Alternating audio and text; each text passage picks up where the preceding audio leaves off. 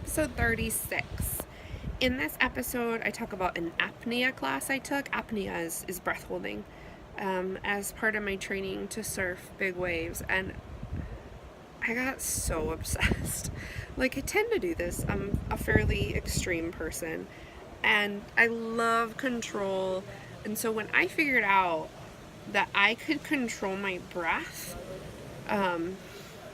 God, I was getting so buzzed off of that control. So the way that I trained for it was I would go out to the beach and I would run a sprint, maybe 15 to 30 seconds, somewhere in there. At the end of the sprint, I would not take a breath in.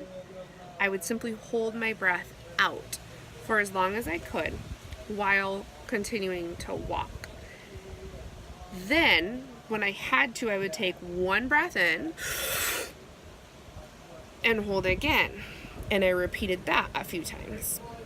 And then I'd go back and repeat the whole thing over at least 10 times. So what that kind of simulated was like paddling for a wave, like sprinting, riding the wave, and then falling at the end of the wave, not having a chance to take a breath in, being held under for one or two waves, and then having just enough time to get to the surface, take one breath, and then being held under again by the next set wave.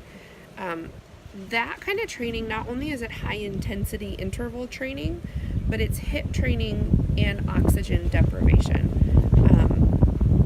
It is the worst thing I have ever done to myself. Like, I think it's probably more comfortable to eat 3,000 to 4,000 calories and then force my fingers down my throat and throw up than it is to do that kind of training. And I got equally as high, if not higher, off of that brutal workout. And eventually I got sick. Like, it was too much for me. So I still do that kind of training, like I can't do it more than once a week. Right now I've been injured 6 weeks, so I haven't done any sort of training like that. And I still enjoy apnea training. I do breath tables, which is a lot more gentle. So you hold your breath for just until it's uncomfortable, not as long as you can.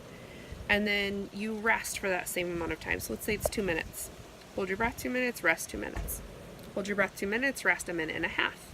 Hold your breath 2 minutes, rest 1 minute. And you continue to go down like this until you're only taking one breath in between. That kind of training actually is, I don't know if it's more effective or not, but it's very effective because it trains your body to be comfortable with oxygen deprivation and high CO2 levels. But it's just way easier. Way easier.